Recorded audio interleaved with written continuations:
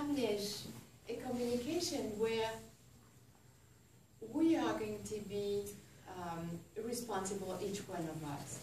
The work that they were asking me to do, that started about 20, 25 years ago, because I had been mostly using the help of my angels for healing, through hands-on healing to my family, to my friends, and so on. But at some point, my angels let me know, okay, we're going to start sending people to you. And so, like I was saying before, I've never had to do any form of marketing. They just send me people. And so, as you can imagine, it was interesting at that time. Actually, we were still small. We were still living in Germany. And there was somebody ringing the bell at my door. And this lady says to me, oh, you need to help me.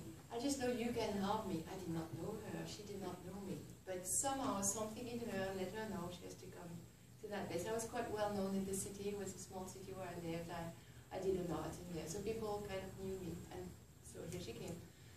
And so it was the first time I had a person from the public coming to see me, and I was a little bit wondering, oh, okay. So I had Archangel Raphael, Archangel Michael. Archangel Gabriel was there as well, present near the person. And so she was telling me her whole difficulty. She was going to have a knee operation, even though her husband was dying of cancer, and she had 2 sons and all that, so she needed help. And I was like, oh my God, angels all be present. And they were telling me, so put your hands on her knee, and I was a little bit reluctant, thinking, can I do that? So in that moment, the lady said to me, would you please put your hands on my knee? Okay, so I did, put my hands on her knee. And I could immediately feel that incredible flow that for those of you who practice Reiki know about. With all this group of angels, by the time we were starting the healing, we had been also together. Sometimes I lose my English. We had been joined by a whole bunch of angels, and so here was a huge, huge flow of energy. And after about 10 minutes, the lady takes a big sigh and says, "Thank you very much," and she leaves. A week later, she's the one ringing the bell again at my door, jumping at me, really, really holding me by my neck, and so happy, so congratulatory, and thanking me so very much because she had been healed. It turned out that when she went to the hospital to get this surgery she was meant to receive at her knee, the doctors were just confirming there's no need for any form of surgery. She was not likely. So that's the moment when I started going into, okay, angels, I'll take it. I want to be of service. That was what I really desired for my life. And since then, it has been happening. So people have been coming my way. Yeah. So that experience was as much for you as it was for her. Yeah. Yeah, absolutely. That is very well seen. Because for me, it was still a very daring experience, I would say, to dare treat somebody who I had not known before. And here it came. So it was a blessing. Since then, I've been working with thousands of people all over the world. And as you know, we have this blessing nowadays. We don't even need to be in person because energy work, the way our angels work with us, is non-local. Energy is non-local. So now we can work, for example, on Skype, we can work on the phone, or not even directly connected. We can have somebody letting me know, I really need your help. That happened yesterday, for example. My daughter who lives in Germany sent me an email, please send healing to her husband. He had just received a whole pot of tea on his arm and got really badly burnt. And so, of course, immediately I went into that. And when I called her a little bit later during our night to find out how he was doing, much better, much better. So he didn't even need to go to the doctor, even though before he said he would probably have to go to the emergency. So you see, there's no need to be even interacting with each other personally. We interact anyway, energetically. We do. Yeah. Do you find that oftentimes they're a better receiver, though, if they actually can do it over the phone or Skype versus just physical way. Yeah, the only difference I notice is going to be how the healee, the person receiving the healing, is going to open himself to the healing. I don't think that the technology we use will make any kind of difference, but I do believe that the people I work with, because I've seen amazing healings. Like, for example, the person coming in, she was called Jennifer, and her doctors at Stanford had said that she had 3 months to live. That was it. She had cancer, it was spread all across the body, it was it. We went into a healing, and here came, right during our session, that huge white light that she received. And that was it, it was gone. She could go back to Stanford, and the doctors were just upset, saying, I don't know how you did that, that's not even possible. She was healed. So, according to what I have experienced, and I would need to have more scientific proof of it if you need a scientific proof. I myself often don't. I think it really simply depends on how much we trust that we can do it. Or it relates also partly because you are going to have people who really want to be healed, but their akashic connection that can also relate to karmic bonds would not allow that for them to happen, because for them their next experience is going to be the one of transition, regenerating themselves, and then coming back in with a completely new set of possibilities. Tom? Would you address the empowerment issue? There may be people sitting here thinking that I can't do this, you can do this. Exactly, very, very good. That's written here that I had to go to that place, so thank you, Tom. It's such an important point to come back to that place where we are going to be, and that's what we started with our circle before, to come back to that place of self-love. So what is self-love going to be about? It's going to be about empowerment. Right? You're going to notice if you need to have 1 minute for yourself to close your eyes and go back into that place within your heart where you know you love yourself. Go check how much that is a truth for you. And then according to that, feel how much that empowers you.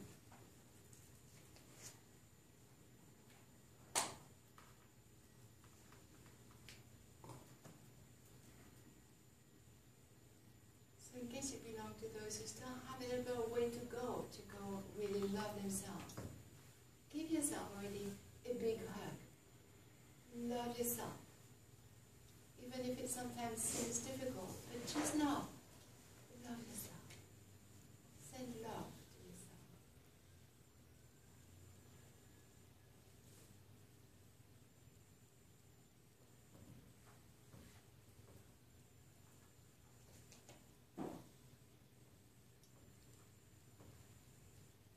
Okay, let it sink in. And know that whenever you're going to be doing that, it will be for real. It will be happening. It will be staying with you. So thank you so much for the question, because empowerment and self-love go fully together. And only the one who does not love herself, who does not love himself, loses his power, her power, the capacity to know that we deserve to be loved, we deserve to heal, we deserve to receive all the abundance that is going to allow us to manage life. We deserve. We are divine beings. And sometimes we need little reminders for that. I don't know if everybody around the circle would say, for example, when you pass a mirror, you can look at yourself and say, I love you, Geneviève. Can you do that? Or do you have a sense that it would relate maybe to being selfish? Actually, we are loved. Yes. I mean, Yes.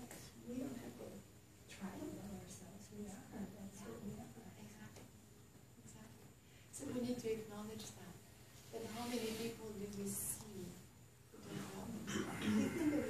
some kind of emotion, and we gotta feel some Yeah. feeling about Yeah. it. It's not that, we just are love. Exactly. And what is it? It simply is. Yes. So when we make that declaration, I am, and it's written here as well. So you're all addressing the topic, so it's good to bring. It's great. It's wonderful. We're really connected. The mantra that I wanted to bring you again, and that you can take for your day, that you can take for the week, that you can take to repeat for the whole year 2015 maybe, is the I am that I am. The I am that I am can be also expressed simply as I am love, or I am. That's all. Everything is included in the I am. And I will invite you to pay attention whenever you're using a sentence that starts with I am. Yes. Right? Because every time we're integrating that wisdom within ourselves, we have 50 trillion cells that are listening to us as we make that statement. And we are going to immediately go, okay, the boss just said I am, what did I say? Hopefully something positive, because they're going to go create that.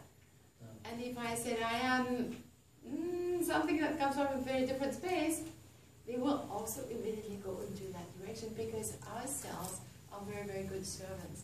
Our innate simply works with us. We are in charge. And that is, I think, the most important packet I want to give you, to take with you on your way today. Each one of us is in charge. We can fully, completely, 1000% drop the idea that we are the victims of anything.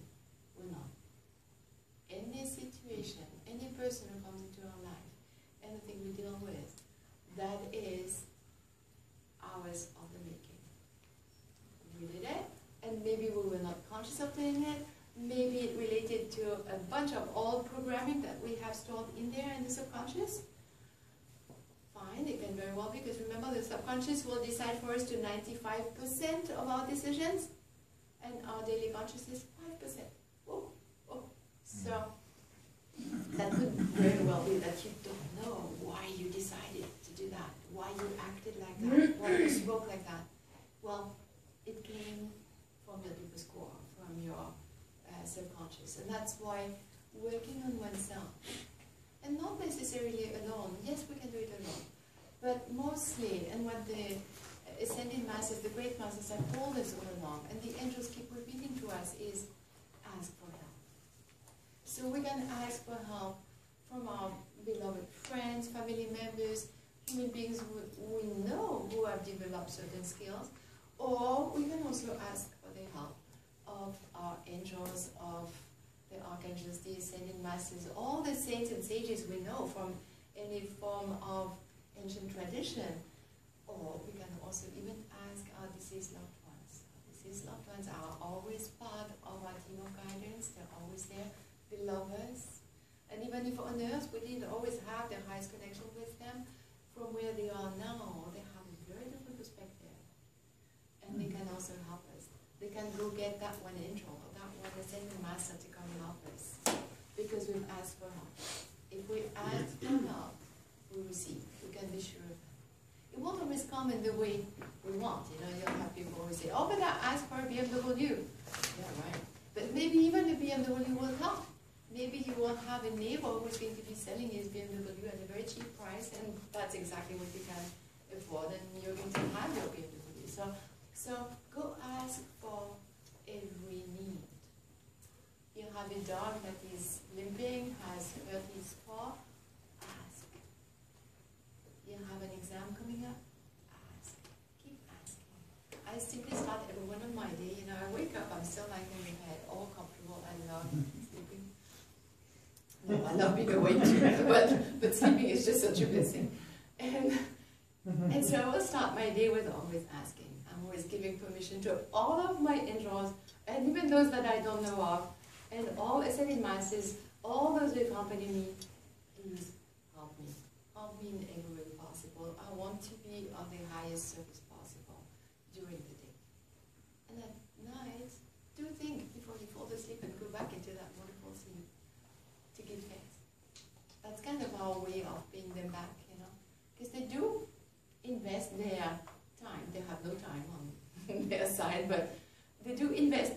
technology to help us, to give answers to our requests. And so, take your time to go into that place of gratitude.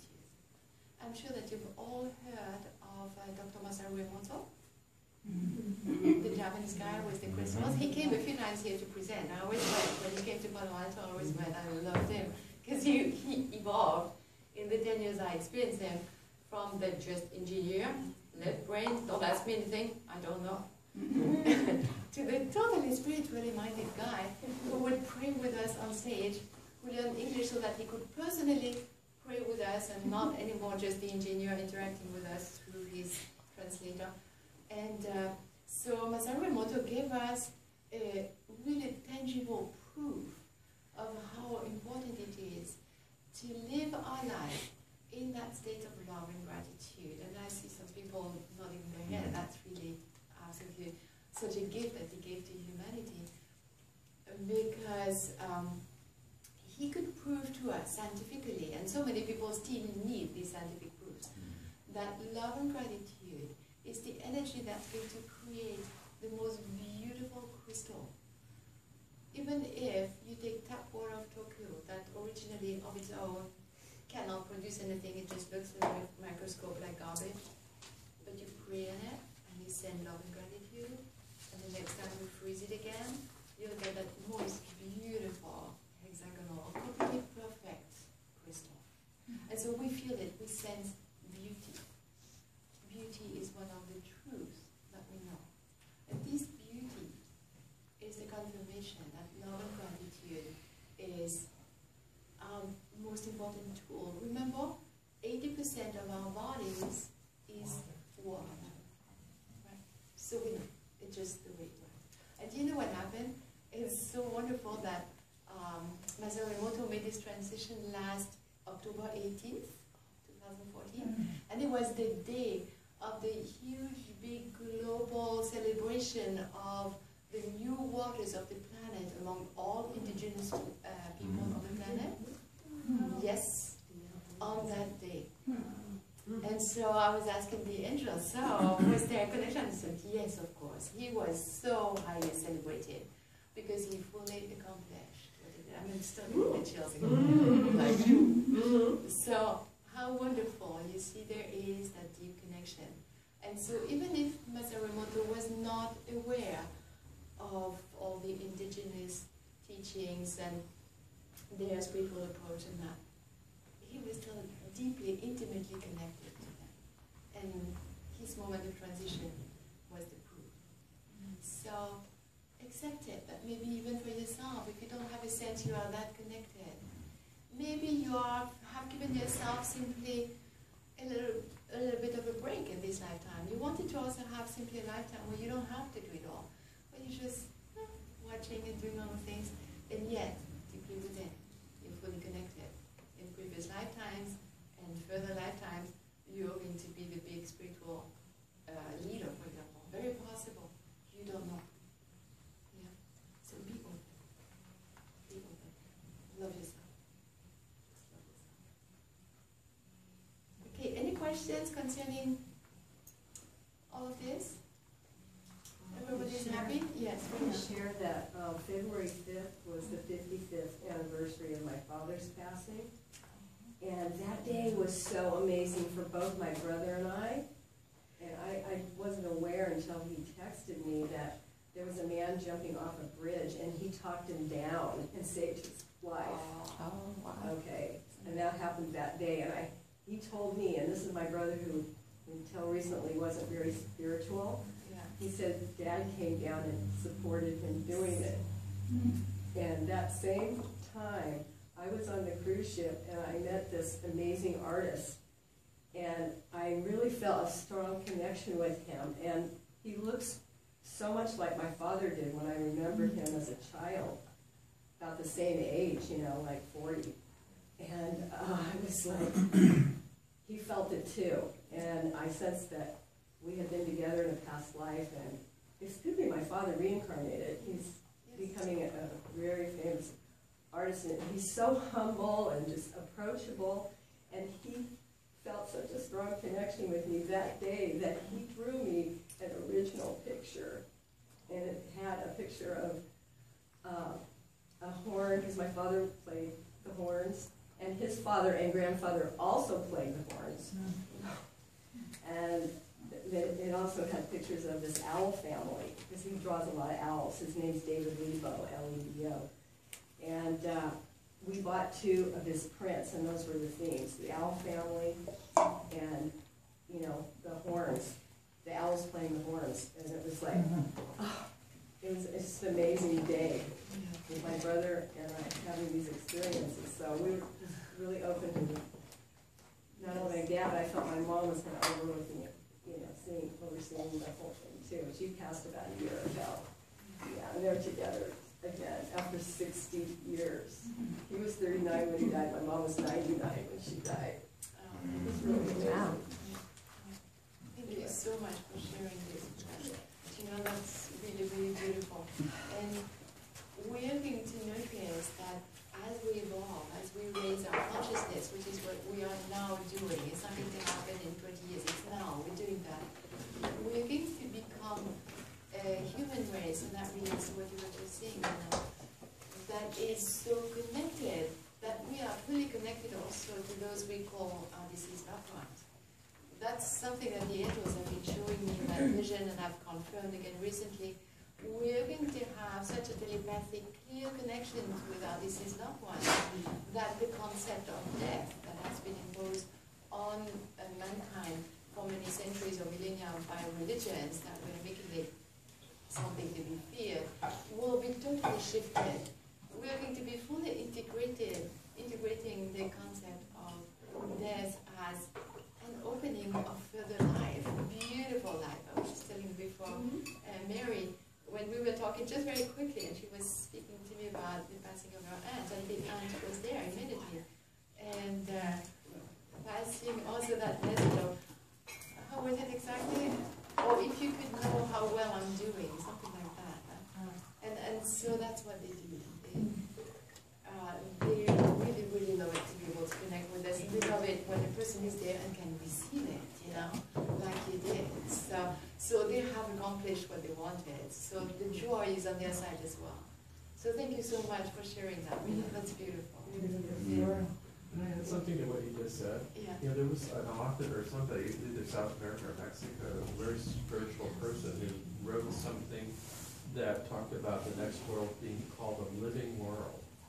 That when you go to the next world is even more alive than what we think. We think we're living here. The next world is even more alive, with more senses, more ability to feel than we do in this world itself. And I had a human friend of mine experience that, where she helped someone transition, and she took her with her for just a short period of time into that next world. She said she could feel the consciousness of every cell of her body, she could feel everything around her.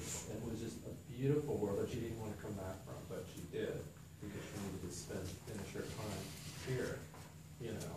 And so this next world, I think, is even a more living, a more wide awake world. Much more. We don't have time and space on the other side anymore. Yeah. And we create through our thoughts, which we already do, but it is so slowed down until we get our experience that we don't have necessarily the connection and the understanding, oh, that was me creating that situation? Whereas on the other side, we think, oh, I need a beautiful dwelling now. Here it is. Exactly what I've been thinking for myself. I get it. And, oh, I just wanted to see such and such again. Here we are. We connect immediately. There's no need to go buy a ticket, take a plane, and what do I know? We are simply continuously interconnected, continuously creating together, interacting in every way. We have amazing abilities. And it's something that starts to be revealed scientifically always more through all these people who now dare speak about their near-death experiences. If you remember, I've passed my 60s a while ago. In those days, we were not speaking about our near-death experiences because we would have been considered even more weird than we were already. So we didn't. But luckily, the world has shifted. And now it has become completely okay. Raymond Moody was the one starting it with revealing his near-death experience, and with him being an MD, Oh, okay, so people could take it. And since then we've had all these wonderful people sharing. We've had these neuroscientists, we have, you know, all these people who come from the medical world and who know what it would feel like when somebody dies, for example, of a stroke. So they go through that, they experience it from inside, and then they can share it again with the world. It's touching people. It's touching the whole world that is otherwise has been doubting these possibilities. I had the near-death experience myself, sorry. Oh, no, it's okay. Yeah. I had a near-death experience myself when Julie was 3 years old. So I don't know how much you remember us. We were in a swimming pool in Germany, and over there they have all these very, very beautiful settings, you know, for pools for people to enjoy, and it's available to the whole public everywhere, and very affordable. And so here we were, and one of my sisters from France was visiting with her little daughter about the same age, and letting me know, oh, come, let's go to the big slide. And I was at a sense, no, I don't do big slides. But that day, for whichever reason, even though I never did big slide, I let her decide me, and so Julie was all happy. She was 3, so I was required to take her between my legs, and we go down, and it's fun. So she says, oh, let's do it again. Right. Second time, the guy behind me had taken his 15-year-old boy between his legs and not respected the green light, because you can let yourself go down only when it's red. So he had gone at red, and was a much too big guy. He himself was huge, and his son was huge. And so they caught up on us and kicked me in my right kidney. And for me, the sensation was I have been cut in two, and I was off. So I did not know what happened to her. I was not present to her. Somebody else took care of Julie. They called an ambulance because they thought that I had passed away. And I was trying to tell them, no, I'm here. And they kept their call. No, send us the helicopter. We're losing her. We think she's gone. And so they could not listen to me. And so I abandoned trying to tell them anything and went my way. And here I was, of course, you know, like he's always explaining there, you know, in the light again, where you just receive that love and that. And amazingly enough, I have 4 kids, and I would always have sworn, oh, I always will prefer to stay on this side and be with my children. But from where I am, there was absolutely no attachment, none. It was like, you know, if I could, I would have even chosen to stay in the light. It was just amazing. But then I was told, no, it's fine. You can now go back. Yes.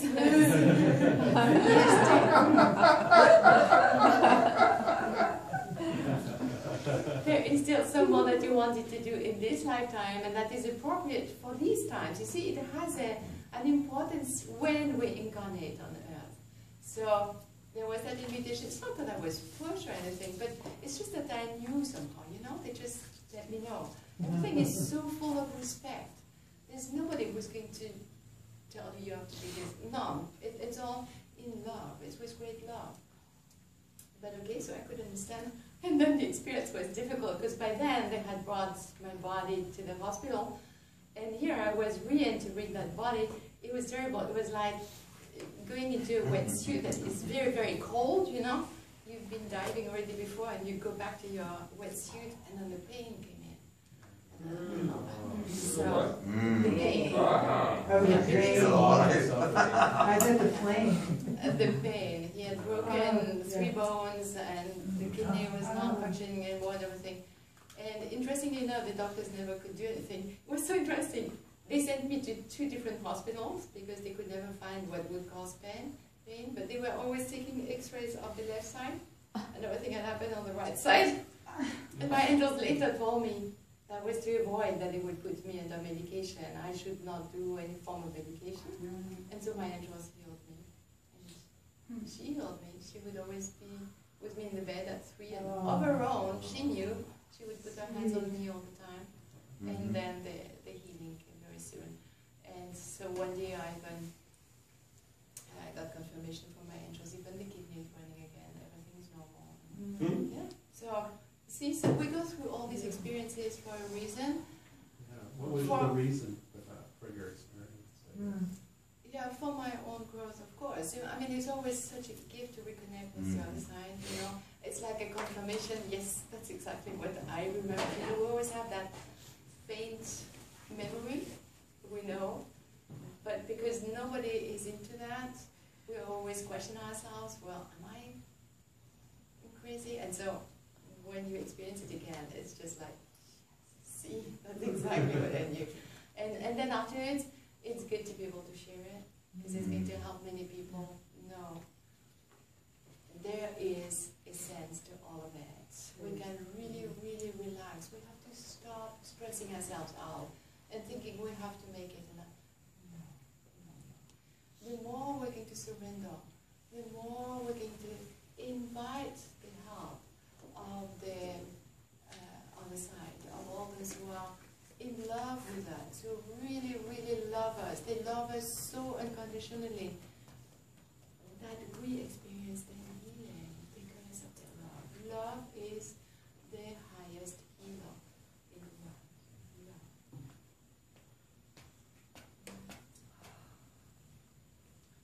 So, did you have a question? I think that I was talking to. Yeah. Oh, I sorry. just wanted to share that a healer friend of ours from Sedona named Mary Margaret Rose came in 1996. I met her. We've been friends for a bunch of years. Oh, I lost her at the moment. Her email didn't work anymore. You have to talk to me. Oh. Sorry for the interruption. She was a delightful lady. I met her here. Right. Well, when I had sessions with her, I used to sponsor her coming over and doing healing circles here and speaking, and also in Santa Cruz. And in those early days when Kelly brought her here, we have the individual appointments, and I remember her, she brought the rainbow being would always show up for me through the wall, and I was still a little skeptical, but I just went with it, and over the next few years, instead of just having the two DNA, the helix, she connected me with 12 DNA strands. And after that, the gifts just poured in. And it was amazing. And now the shift from the carbon-based body to the crystalline body is happening and really, you know, creating even more transformation. So we all have this capability of our DNA strands that were lost, all the psychic strands, and you know, being connected to all the other realms to bring the healing through, to be really the light in